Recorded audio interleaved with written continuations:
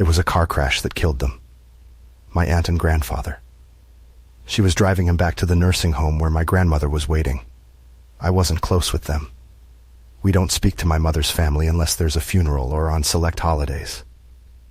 I need you to go to the farm and clean up the house to get it ready for sale, Mom says through the phone.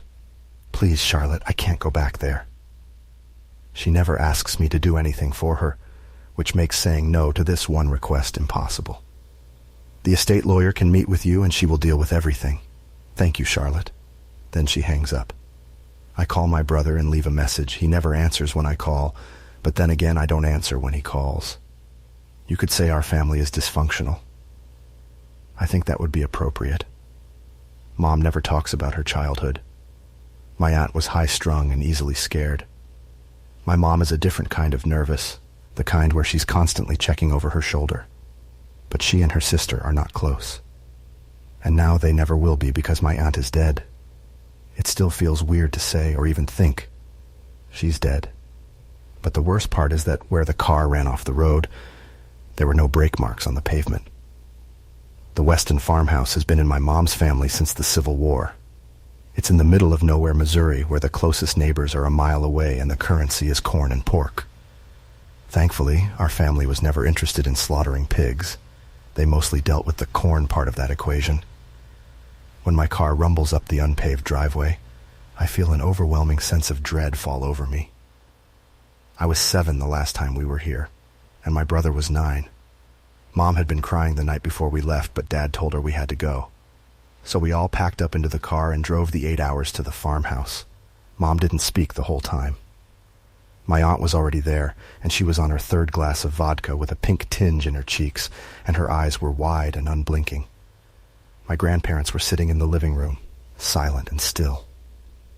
My brother and I ran around through the fields to get away from the stench of the house, when I came upon a small golden locket laying in an unfarmed patch of dirt by the property line. I picked it up and waved it in my brother's face before running back to the house to show off my treasure. I handed it to my mom, who nearly passed out at the sight of the rusted necklace in my open palm. But when my grandfather saw it, he snatched it out of my hand, grabbed me by the shoulders, and shook me while snarling, "Little brats have no business snooping through my things." Mom pushed him away from me, and then he slapped her. My aunt screamed and dropped her glass. We got right back into the car and drove home. That was the last time I was on the Weston farm. I lock my car door and make my way up to the broken-down front door. The screen creaks as I pull it open and enter the dark, abandoned home. It smells like dust and rusting iron. All the remaining furniture is covered in a sheet, and the windows have been nailed shut. There's a card on the dining room table. It's the name of the lawyer and a note that I should call her when I get there. There's no cell service out here, so I have to use the rotary phone hanging in the kitchen. "Hi, Alyssa. This is Charlotte Nash. I'm the granddaughter of Thomas Weston, who just passed away." "Hi, Charlotte. I spoke to your mom, Eloise. I'm so sorry for your loss. How are you?" I'm shocked that anyone would be sorry that Thomas Weston is dead. I know my mom isn't. I tell the lawyer we won't be keeping anything from the house, and we intend to sell it all. When we hang up, she says she'll be at the house in 2 days, and in the meantime, I should look at everything in the house and appraise it. I take a long glance around myself. The kitchen probably hasn't been used in months.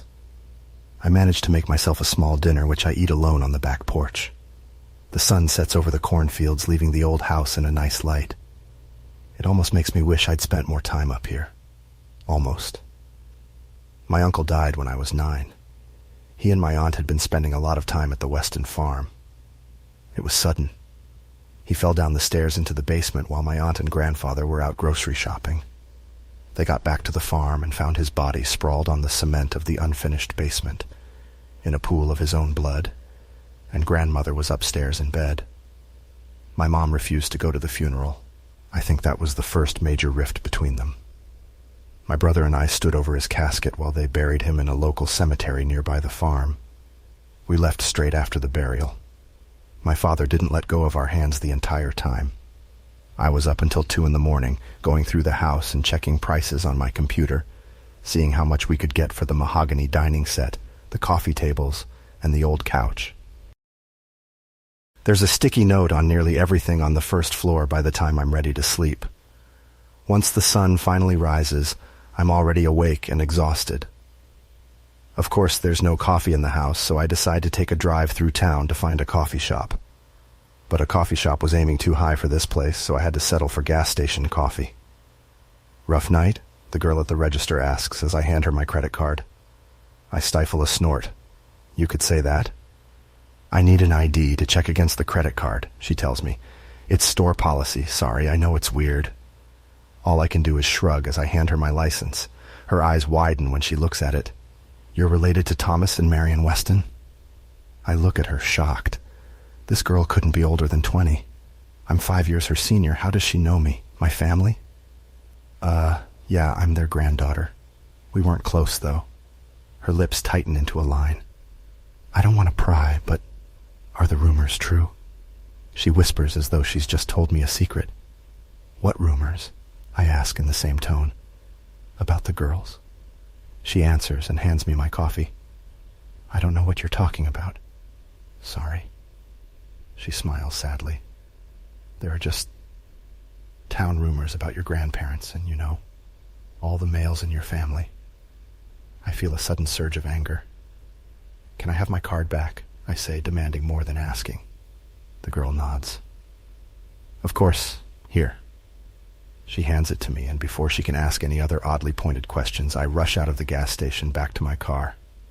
Then I sit in the driveway of the farmhouse crying for about 10 minutes until I can muster the strength to go inside.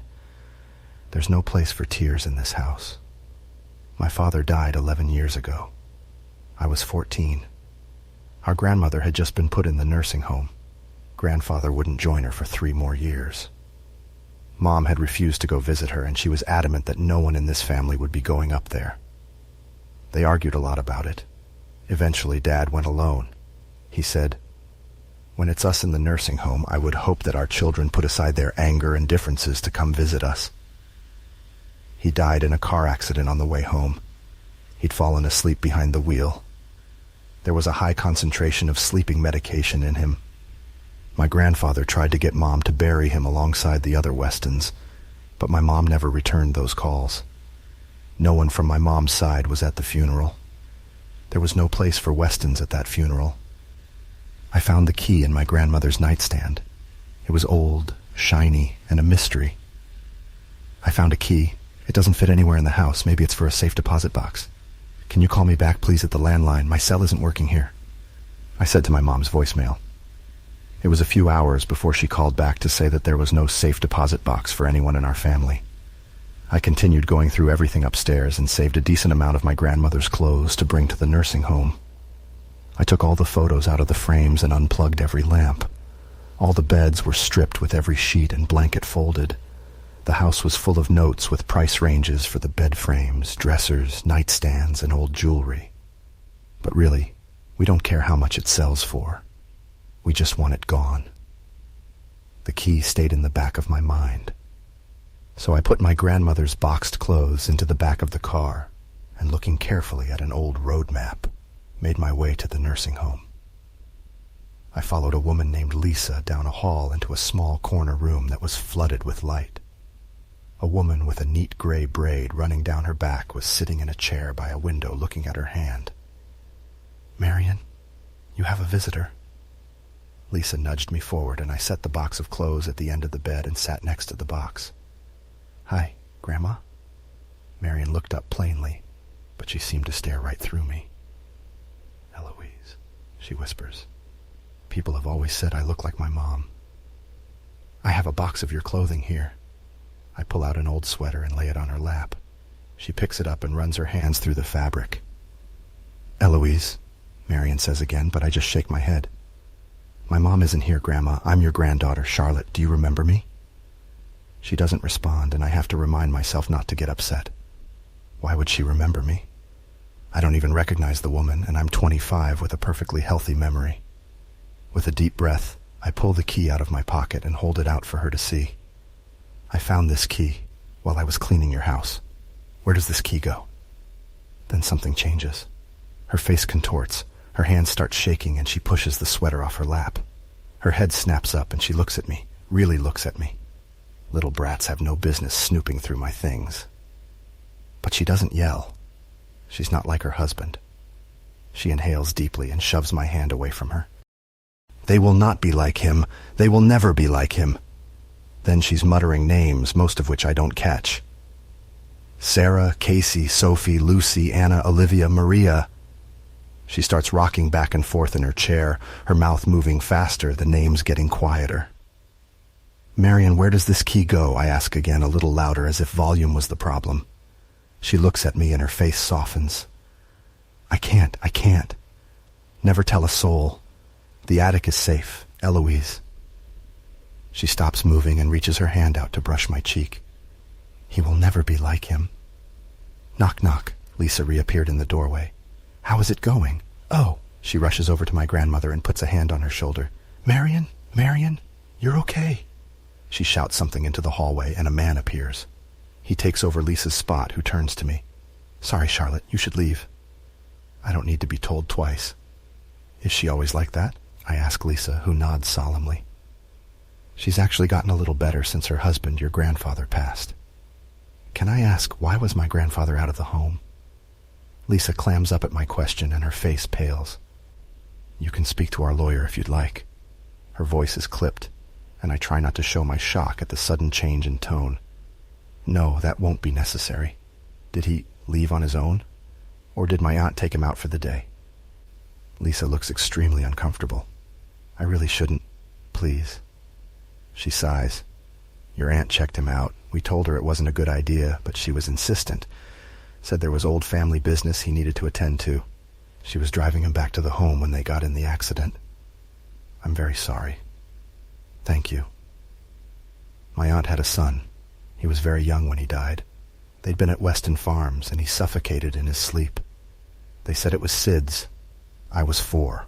We never spent another night at my grandparents' place. The house looks just as uninviting this afternoon as it did yesterday. The attic is safe. That's what she'd said. But there's no attic. I trek upstairs to the second floor, and going room by room, I watch the ceiling looking for a pull-down ladder. It's not until I get to the grandparents' closet that I find what I'm looking for. I pull an old chair over and hook my finger around a small loop which brings a ladder crashing down, nearly knocking me over. My stomach drops. There is an attic. I take my phone with me and turn on the flashlight before ascending the creaking rungs of the ladder. Once my head breaks through to the dark space, I'm overwhelmed by the smell of bleach. I have to steady myself to stop the pounding in my head. A small metal rope hits my cheek, and I pull it to turn on the single light bulb that illuminates the space. There are no windows, and it's very small and cramped, so I have to crane my neck to keep form hitting the ceiling. On the floor there are 3 boxes, and I can see in the dust old footprints which shows that someone has been up here in the last year. I pull one of the boxes towards me and open it. There's nothing but clothing in it, which looks like it could have belonged to my mother or aunt based on the styling. The jeans are from old brands I've never heard of, and all the shirts are cropped. But at the bottom of the box, there's an old metal chain with a cuff at the end, covered in something that looks suspiciously like blood. I have to swallow the vomit making its way up my throat. The second box has a rusty pair of pliers sitting atop old newspapers from the town. They detail stories of missing girls: Sarah, Casey, Sophie, Lucy, Anna, Olivia, Maria. The third box contains a small safe with a keyhole to protect the contents. My heart pounds against my ribs as I pull the small key from my pocket. When my brother was 6, he lost his first tooth. Blood was streaming down his chin as he proudly ran to my mom and put the tooth in her open palm. She dropped it and screamed. My father had to come home from work after my panicking brother called him. Mom stayed in her room for 3 days after that. We were told that the tooth fairy doesn't come to our house, and that if we lost a tooth, we should just throw it out and tell Dad about it later. The small metal safe pops open after I crank the old key into it. My heart stops in my chest and everything goes cold. Teeth. Hundreds of teeth. They rattled around as my hand shakily drops the box to the floor. The attic is safe. Oh my God, is all I can muster. Waves of nausea are rolling over me. Attic, bleach, chains, clothing, the old locket, newspapers, pliers, teeth, all those teeth. I feel like I could pass out because suddenly it all makes sense. My mom and aunt grew up in fear fearful of their father who would bring girls home whose faces then showed up in the paper the next week, their father who would keep jewelry around the house that he had never bought, their father who murdered all those girls. A small velvet jewelry bag fell out and landed beside my leg.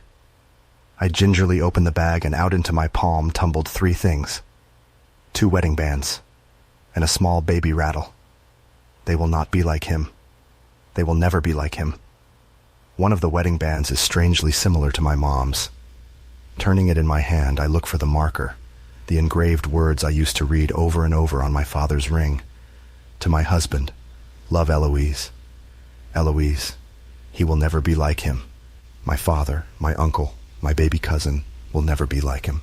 They will never be like Thomas Weston, because Marion made sure they would never have the chance.